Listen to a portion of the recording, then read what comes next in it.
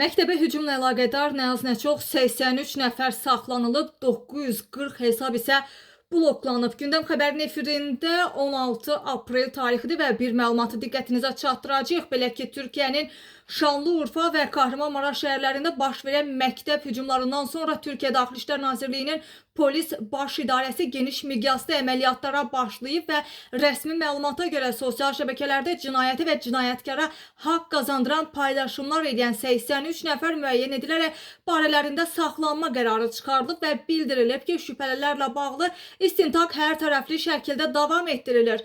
Qurumun açıqlamasında qeyd olunur ki, kiber cinayətkarlarla mübarizə bölmələri məhz internet məkanlarında aktivliyini nəzarətə götürüb və ictimai asayişi poza biləcək məzmunları yaymağa çalışan şəxsləri də eyni zamanda müəyyən eləyib və bundan əlavə əməliyyatların rəqəmsal istiqaməti çərçivəsində 940 məhz sosial media hesabının girişi məhdudlaşdırılıb. Həmçinin oxşar fəaliyyət məhz 93 Telegram qrupu kanalı üçün də keçərlidir ki, həmin qruplar da bağlanıb. Hüquq mühafizə orqanları məhz sosial şəbəkələrdə mümkün təxribatların qarşısının alınması məqsədi ilə monitorinqlərin 24 saat davam etdirildiyini vurğulayıb. Qeyd eləyək ki, Gündəm xəbər bu məlumatı Az Vision Aza istinadən diqqətinizə çatdırdı.